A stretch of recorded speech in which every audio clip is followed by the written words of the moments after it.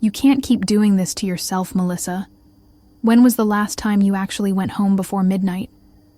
Dr. Patricia Wells asked me as I finally stripped off my scrubs after another grueling shift at Nashville General Hospital. My name is Melissa Howard, and at 41 years old, I've been a trauma nurse for nearly 2 decades. The exhaustion in my bones felt heavier than usual that Thursday evening, but I forced a smile. Someone has to cover the extra shifts. We're understaffed, and these patients need us. Patricia shook her head with concern. Your dedication is admirable, but you're burning yourself out. Even superheroes need rest. I glanced at my watch. It was already past 11 p.m., marking the end of a 16-hour shift that had started before dawn. My feet ached, my back screamed for relief, and all I wanted was to collapse into my husband's arms. Tyler understands. He knows this job comes with sacrifices. What I didn't tell Patricia was that lately, Tyler had been distant, cold even. When I'd try to share stories about particularly challenging cases, he'd barely look up from his phone.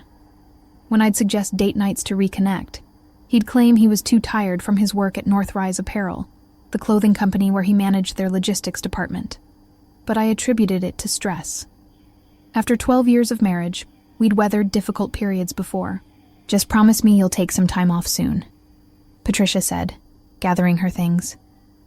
You're one of our best nurses, but you're no good to anyone if you collapse from exhaustion. I nodded, though deep down I knew I wouldn't slow down. This hospital, these patients, this work, it was my calling. I'd built my reputation on being the nurse who never said no, who stayed late when others went home, who took on the most challenging cases without complaint. My colleagues respected me, my supervisors trusted me, and the patients' families knew they could count on me during their darkest hours. As I walked through the parking garage toward my car, something felt off. Maybe it was intuition, or maybe it was just the weight of exhaustion making everything seem more ominous than usual. The fluorescent lights cast eerie shadows between the concrete pillars, and my footsteps echoed louder than normal. I shook off the feeling and focused on getting home. The drive through Nashville's quiet streets should have been peaceful, but anxiety gnawed at me. Tyler hadn't returned my texts from earlier in the day, which wasn't entirely unusual given how busy we both were. But something about his recent behavior worried me.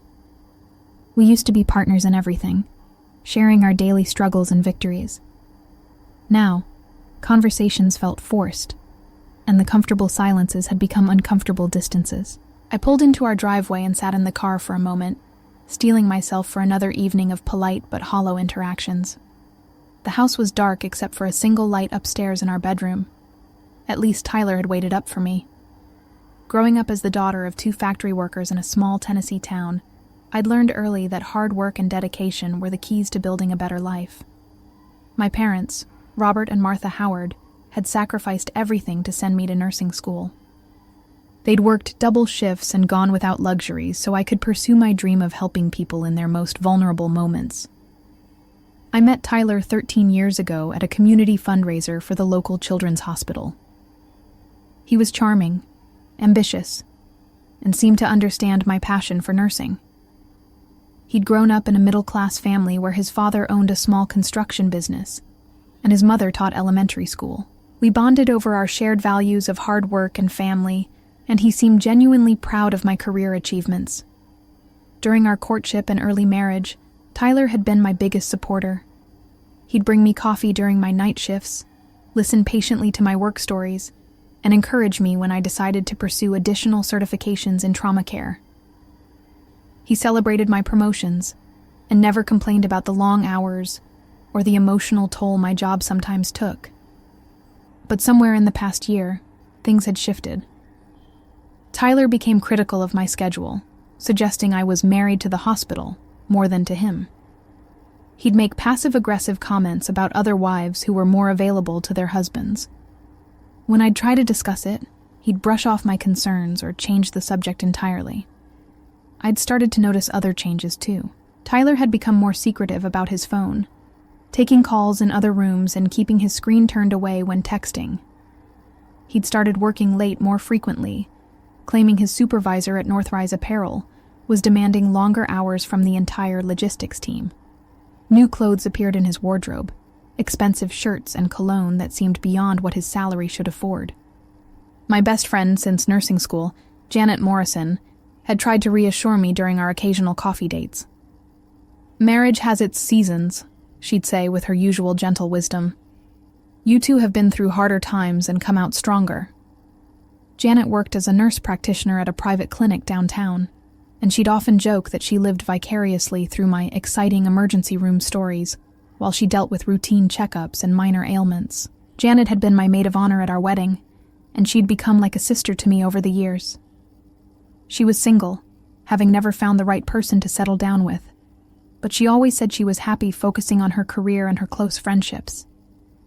Tyler had always gotten along well with Janet, often joking that he was lucky to have married someone with such a sane and sensible best friend. Recently, though, I'd noticed that Janet seemed different when Tyler was around. She'd become quieter, more reserved, and she'd started declining dinner invitations when I mentioned Tyler would be joining us. When I asked her about it, she'd claim she was just busy with work and didn't want to impose on our couple time. Looking back now, there were so many signs I'd chosen to ignore, so many red flags I'd explained away, because I trusted the people I loved most. The breaking point came 3 weeks before that fateful Thursday night. I'd been working a particularly challenging shift when we received a teenage car accident victim. The girl, barely 17, had suffered massive internal bleeding, and despite our best efforts, we couldn't save her. Her parents' grief was devastating to witness, and I'd stayed late to comfort them and help with arrangements. When I finally got home around midnight, I found Tyler in the living room with his laptop closed beside him and a guilty expression on his face. "You're late again," he said, not bothering to ask about my day or acknowledge the emotional weight I was carrying. "We lost a patient," I said quietly, hoping for some understanding, some comfort from the man who was supposed to be my partner in life. Tyler barely looked up from his phone. "You can't save everyone, Melissa. Maybe if you didn't get so emotionally involved, these things wouldn't affect you so much." His callousness hit me like a physical blow. "This is my job, Tyler. This is who I am. I thought you understood that." "What I understand is that you care more about strangers than your own husband," he snapped back. "When's the last time we had a real conversation that wasn't about your work? When's the last time you made time for us?" The accusation stung because there was a grain of truth in it, but his timing was cruel. "I'm doing my best to balance everything," I said, fighting back tears. "I thought we were a team. Teams require both players to show up," Tyler said coldly before walking upstairs, leaving me alone with my grief and confusion. That night I'd called Janet, desperate for someone to listen and understand. She'd been strangely quiet during our conversation, offering minimal comfort and ending the call quickly, claiming she had an early morning. It was the first time in our friendship that she hadn't been there when I needed her most. In the days that followed, Tyler's behavior became even more erratic. He'd disappear for hours without explanation, claiming he was running errands or meeting friends I'd never heard of. When I'd suggest marriage counseling, he'd dismiss the idea, saying I was overreacting and that our problems would resolve themselves once I learned to prioritize better. I threw myself even deeper into work, taking on extra shifts and volunteering for the most challenging cases. If Tyler thought I cared too much about my patients, then I'd prove him right. At least at the hospital, my dedication was appreciated and my efforts made a difference. The patients and their families needed me, even if my husband apparently didn't. The irony wasn't lost on me that I spent my days healing others, while my own life was quietly falling apart. But I was a fighter. I'd overcome poverty, put myself through school, and built a respected career in one of the most demanding fields in healthcare. Whatever was happening in my marriage, I would find a way to fix it, just like I fixed everything else. I had no idea that some things, once broken, could never be repaired. That Thursday shift had been particularly brutal. We'd received multiple trauma cases from a multi-car accident on Interstate 40, and I'd spent hours in surgery assisting Dr. Wells with the most critical patients. By the time my shift officially ended at 7 p.m., I was physically and emotionally drained, but I stayed another 4 hours to ensure all our patients were stable and comfortable. The drive home felt longer than usual. My hands ached from the constant pressure of compressions and sutures, and my feet throbbed in my worn nursing shoes. All I wanted was to sink into a hot bath and fall asleep in Tyler's arms, even if our relationship had been strained lately. Maybe tonight would be different. Maybe we could finally talk through our problems and find our way back to each other. As I turned onto our street, I noticed Janet's distinctive red Honda Accord parked 2 blocks away from our house. It struck me as odd. If she was visiting, why hadn't she parked in our driveway as usual? I shook off the thought, attributing it to my exhaustion playing tricks on me. Janet often worked late at the clinic, so maybe she was just visiting another friend in the neighborhood. I pulled into our driveway and sat in my car for a moment, gathering the energy to face whatever mood Tyler might be in. The house was mostly dark, except for the soft glow coming from our bedroom window upstairs. A small part of me hoped he'd waited up for me, maybe even prepared something special to help mend the growing rift between us. My key turned silently in the lock, and I stepped into the foyer, setting my purse and keys on the small table by the door. The house was quiet except for the distant sound of voices coming from upstairs. My heart lifted slightly. Maybe Tyler was on a work call and would be free to talk once he finished. I climbed the stairs slowly, my feet heavy with exhaustion. The voices became clearer as I approached our bedroom, and I realized there were 2 distinct tones. Tyler was talking to someone, but the conversation sounded intimate rather than professional. The second voice was softer, distinctly feminine, and hauntingly familiar. I paused outside our bedroom door, my hand frozen on the doorknob. Part of me wanted to burst in immediately, but something held me back. Maybe it was denial, or maybe it was the last vestige of trust I still held for the 2 people I loved most in the world. I pressed my ear to the door, hoping to hear something that would explain away my growing suspicions. "She'll be working late again," I heard Tyler say. "She always does on Thursdays. We have at least 3 more hours." "I feel terrible about this," came the reply, and my blood turned to ice as I recognized Janet's voice. "She's my best friend, Tyler. She doesn't deserve this." "You said yourself that she's never home anymore," Tyler responded. "When's the last time she really paid attention to either of us? You've been there for me more in the past 6 months than she has in the past 2 years. My legs began to shake as the reality of what I was hearing sank in. The 2 people I trusted most in the world were betraying me in the most intimate way possible. My mind raced through all the signs I'd missed, all the times Janet had been unavailable when I needed her, all the excuses Tyler had made for his strange behavior. "I know, but still..." Janet's voice was cut off by what sounded like movement on the bed.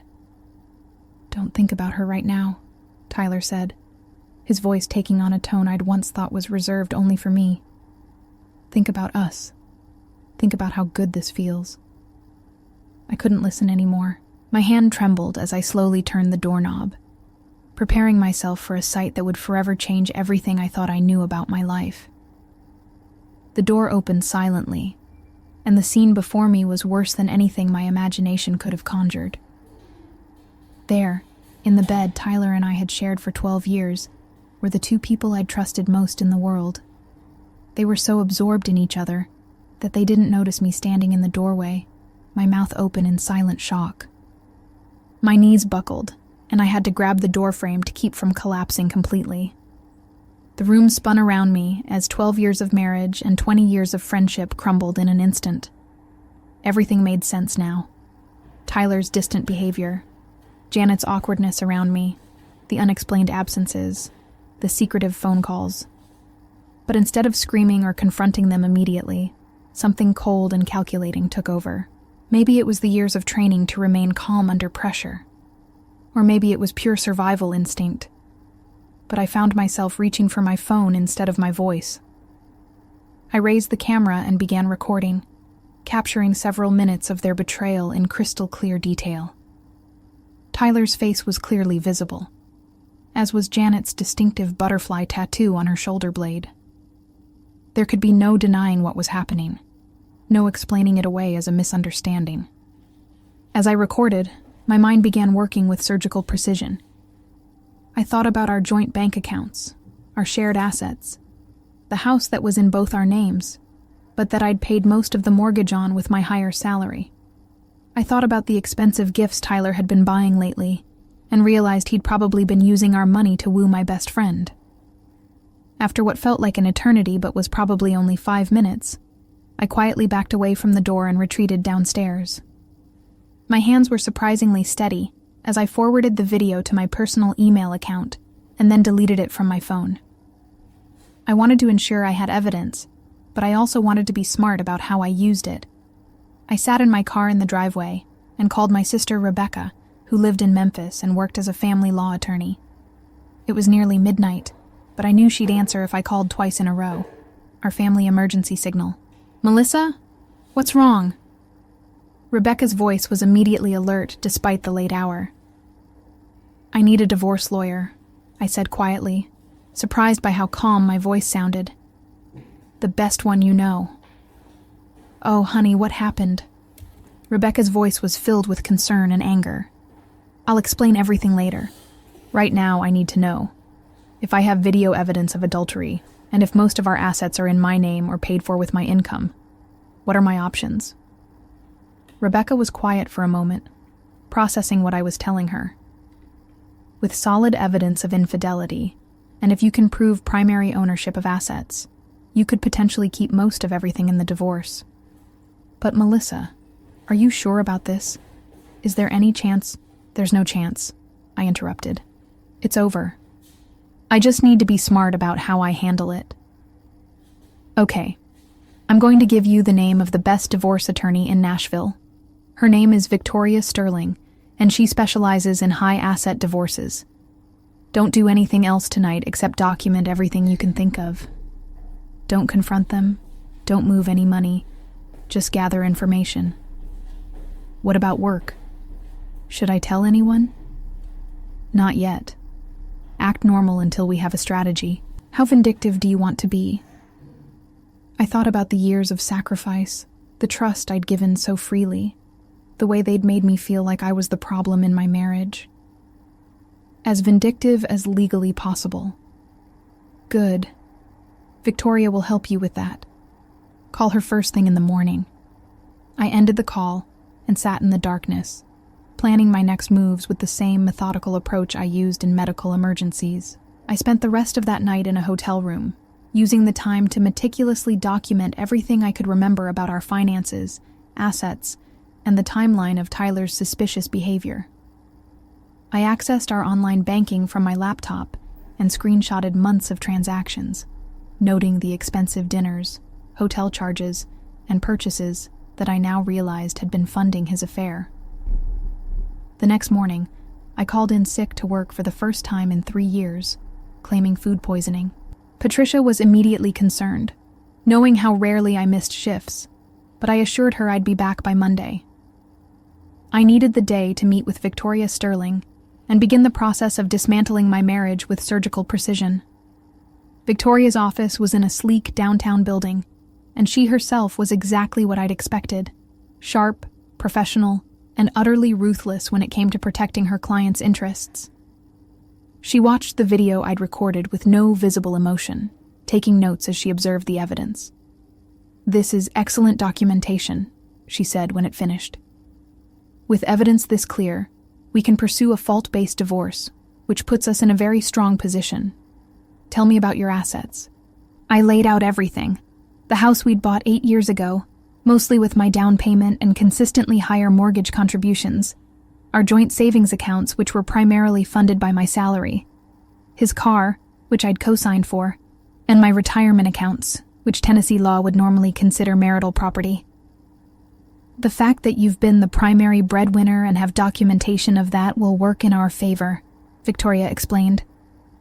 Combined with the adultery evidence, we can argue for you to retain the majority of marital assets. But I want to be strategic about this. Don't tip your hand until we're ready to file. What do you mean? Continue acting normal. Go home tonight. Have dinner with your husband. Pretend everything is fine. Meanwhile, I'll prepare the paperwork and will coordinate with a forensic accountant to fully document the financial situation. When we move fast and completely. The thought of going home and pretending nothing had happened made my stomach turn, but I understood the strategy. How long will this take? If we do it right, we can have papers served within a week and temporary orders in place shortly after. The key is to maintain the element of surprise while we get everything in order. I spent the weekend playing the role of the devoted wife while secretly preparing for war. Tyler seemed more relaxed than he'd been in months, probably because he thought he was successfully deceiving me. He was even affectionate, suggesting we have dinner out and holding my hand across the table as he spun lies about his day.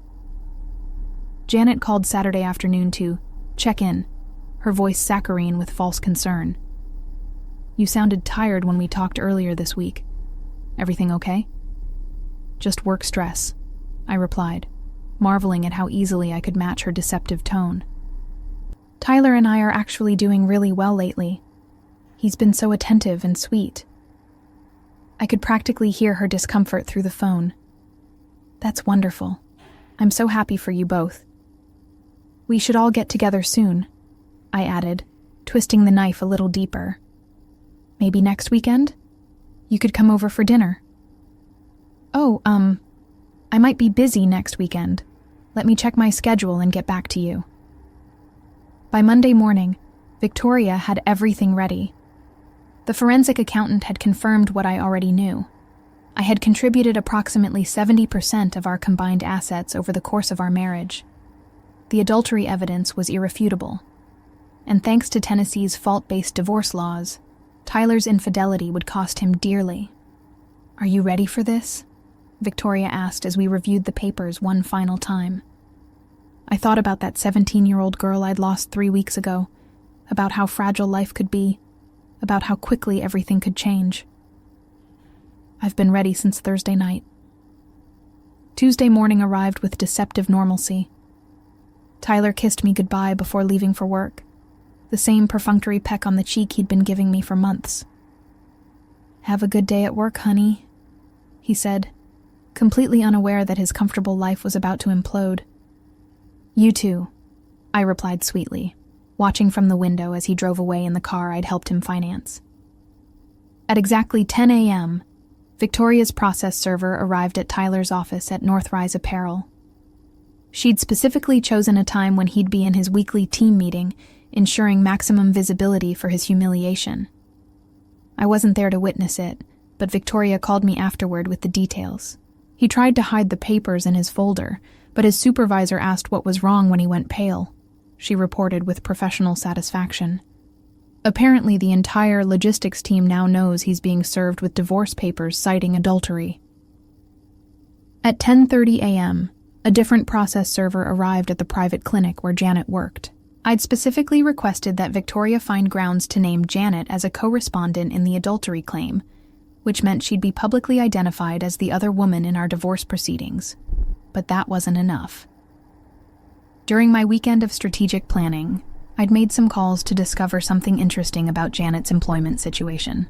The private clinic where she worked was owned by a group of conservative investors who prided themselves on maintaining high moral standards among their staff.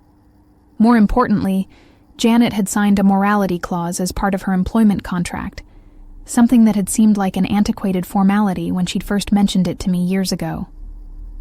At 11 a.m., I made a call to the clinic's administrator, Patricia Hughes, who I'd met at several medical conferences over the years. Patricia, this is Melissa Howard from Nashville General. I need to make you aware of a situation involving one of your employees that might affect the clinic's reputation. I explained the situation professionally, focusing on the documentation I had and the public nature of the divorce proceedings. I made it clear that I wasn't asking for any specific action, just ensuring they were aware before it became public knowledge. "Thank you for bringing this to our attention, Melissa," Patricia said gravely. "I'll need to review Janet's employment contract and discuss this with our board of directors." By noon, my phone was buzzing with frantic calls from both Tyler and Janet. I let every single one go to voicemail, following Victoria's advice to maintain silence until our strategy was complete. The first voicemail from Tyler was angry. "What the hell is this about, Melissa? You're being ridiculous. We need to talk." The second was panicked. "Please call me back. I can explain everything. This is all a misunderstanding." By the third voicemail, he was desperate. "Melissa, please. I know you're upset, but we can work this out. Don't do this to us." Janet's messages followed a similar progression from indignation to terror. "How could you do this to me?" evolved into, "Please, I'm sorry, but my job is on the line here." By Thursday, exactly 1 week after I'd discovered their betrayal, the dominoes were falling faster than either Tyler or Janet could handle. Victoria called me that morning with an update that made me smile for the first time in days. "The judge granted our request for temporary exclusive possession of the marital home," she announced. "Tyler has until 6 p.m. today to remove his personal belongings. Everything else stays with you." "What about the bank accounts?" "Frozen pending the outcome of the divorce proceedings. But since you can demonstrate that the majority of the funds came from your salary, you'll have access to what you need for living expenses.